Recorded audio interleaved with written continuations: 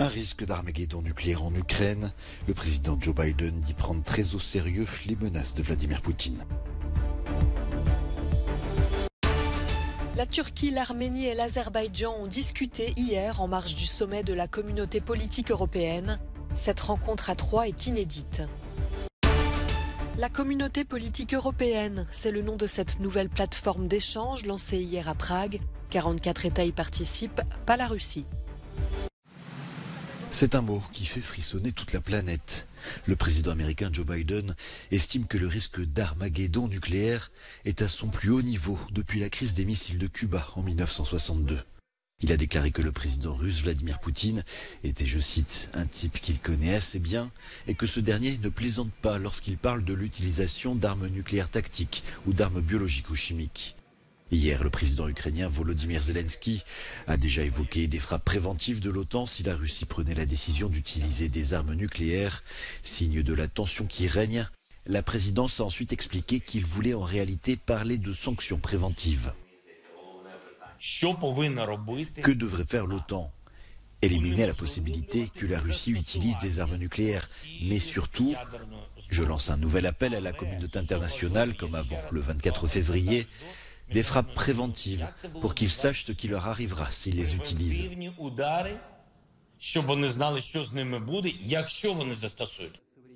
Vladimir Poutine a fait allusion à plusieurs reprises à l'utilisation de la force nucléaire, notamment le mois dernier lorsqu'il a annoncé la mobilisation de plusieurs centaines de milliers d'hommes, affirmant en fixant longuement la caméra qu'il ne s'agit pas de bluff.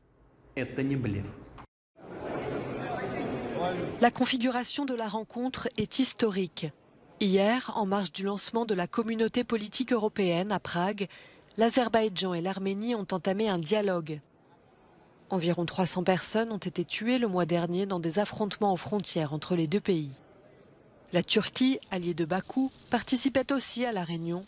Elle n'avait aucune relation diplomatique avec l'Arménie depuis une trentaine d'années. Les contacts ont repris il y a quelques mois seulement. Nous n'avons aucune condition préalable. Nous avons juste dit à l'Arménie, assurez-vous que les relations entre vous et l'Azerbaïdjan atteignent un certain niveau de maturité et concluez un accord de paix. Dès que vous le ferez, il n'y aura pas de problème avec nous.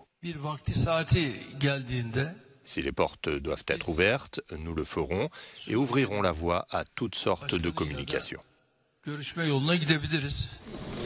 Le Premier ministre arménien Nikol Pachinian et le président azerbaïdjanais Ilham Aliyev ont ensuite discuté avec Emmanuel Macron et Charles Michel. L'Union européenne annonce l'envoi d'une mission civile de 2 mois sur le terrain. Elle participera aux commissions de délimitation des frontières. Les dirigeants de l'Union européenne se sont donné rendez-vous ce vendredi à Prague, en République tchèque, pour un sommet informel. Il s'agit pour les 27 de trouver un accord sur les solutions adoptées face à la crise énergétique, mais surtout de maintenir la cohésion de l'Union face à la Russie, alors que la guerre est à ses portes et que les intérêts des pays membres varient largement. Aujourd'hui, nous avons un sujet important à l'ordre du jour. Il s'agit bien sûr de la guerre en Ukraine. L'important, c'est de rester unis, de rester ferme dans le soutien à l'Ukraine, avec un soutien financier, un soutien oral, un soutien militaire. Il est également très important d'être très ferme, de condamner l'agression russe. Nous ne reconnaissons pas, nous ne reconnaîtrons jamais les référendums fictifs et les annexions illégales. La Commission européenne a annoncé considérer un plafonnement des prix du gaz payé aux exportateurs, une mesure que Berlin estime être contre-productive. Bien sûr, la guerre de la Russie a un impact sur l'économie mondiale et nous allons en discuter aussi, principalement à travers les prix de l'énergie et la pénurie d'énergie.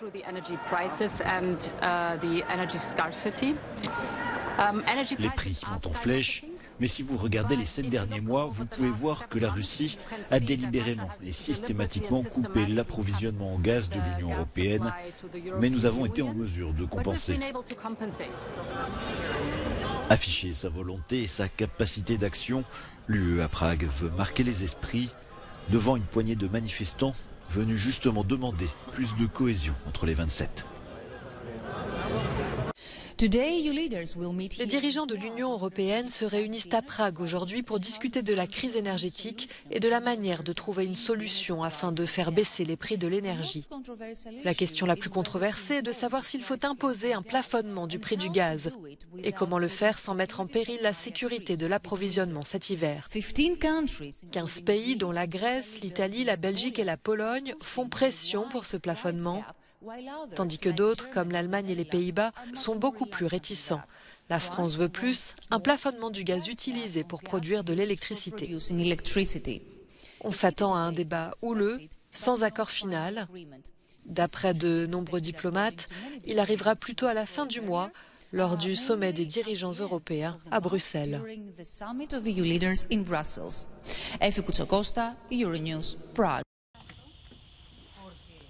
Une nouvelle loi adoptée cette semaine en Espagne reconnaît pour la première fois comme victimes du franquisme les bébés enlevés à leur famille durant la guerre civile et pendant la dictature. Ces vols institutionnalisés avaient pour but de soustraire des enfants à des républicaines accusées de leur transmettre le gène du marxisme. Les associations estiment qu'environ 300 000 bébés ont été séparés de leur famille entre 1936 et 1975. D'abord, ils ont retiré des enfants ou femmes qui avaient une idéologie antifranquiste. Et ensuite, ils s'en sont pris aux femmes des milieux pauvres. On leur disait que leur enfant était mort, alors que c'était faux. Maria José Robles n'a jamais connu sa sœur jumelle, elle a été déclarée morte à sa naissance. Leur mère n'a pas eu le droit de voir le corps ni d'assister à l'enterrement. L'exhumation de celle qui devait être sa jumelle a levé ses derniers doutes. L'ADN ne correspondait pas. J'ai besoin de la retrouver, parce qu'on est nées toutes les deux en même temps.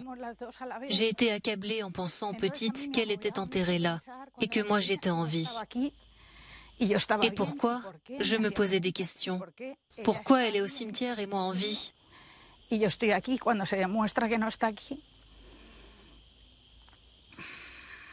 Quand on a su qu'elle n'était pas là, ça a été un soulagement. Mais je ne sais pas où elle se trouve. Même si aucune des plus de 2000 plaintes déposées entre 2011 et 2019 n'a abouti en raison de la prescription des faits, quelques rares Espagnols, comme Mario Vidal, ont réussi par miracle à retrouver la trace de leurs proches. Il a appris que son père adoptif avait payé l'équivalent de 725 € pour l'adopter. Après s'être plongé dans les archives de la région de Madrid où il est né, il est parvenu à identifier sa mère biologique, décédée 16 ans plus tôt. Issue d'une famille très conservatrice, sa mère l'avait eu hors mariage à 23 ans. C'est un proche qui lui apprendra qu'elle avait tenté à plusieurs reprises de le récupérer à l'orphelinat, mais qu'elle en avait été empêchée et qu'elle avait même été incarcérée pour cela. Difficile de passer à côté de la célèbre fusée rouge de celui qui a marché sur la Lune avant même Neil Armstrong. Tintin, le reporter qui a parcouru le monde et qui aujourd'hui se rend pour la première fois à Madrid pour une plongée dans son histoire depuis sa création par Hergé à la fin des années 20. L'exposition présente plus de 300 pièces originales tirées des aventures de Tintin. Tintin est si spécial. D'une part, le dessin, exceptionnel. Ce dessin hypnotique, ses couleurs uniformes, ce tracé de la ligne. N'importe qui, même un enfant qui ne sait pas lire, s'il ouvre un album de Tintin, il est fasciné. Un univers très reconnaissable avec de solides personnages, de l'intensité du capitaine Haddock à la stupidité de Dupont et Dupont, en passant par le génie excentrique du professeur Tournesol. Tout cela a contribué à faire de Tintin une des œuvres les plus reconnues du XXe siècle. Cependant, l'œuvre d'Hergé a également fait l'objet de controverses. L'exposition n'aborde pas la propagande anticommuniste évidente de Tintin au pays des soviets ou le paternalisme colonial de Tintin au Congo, une œuvre largement critiquée pour ses accents racistes et qui a failli être interdite à la vente en Belgique. Hergé a déclaré que la publication de Tintin au pays des soviets était un péché de jeunesse. L'exposition fait la part belle à l'album Le Lotus Bleu, une œuvre intemporelle et aujourd'hui plus pertinente que jamais. Il était très influencé par ce qui se passait dans le monde. Ainsi, Tintin au Tibet et le Lotus bleu ont été créés parce qu'il y avait des événements dans ces pays, que les Japonais envahissaient la Chine et les Chinois envahissaient le Tibet, comme les Russes envahissent l'Ukraine maintenant.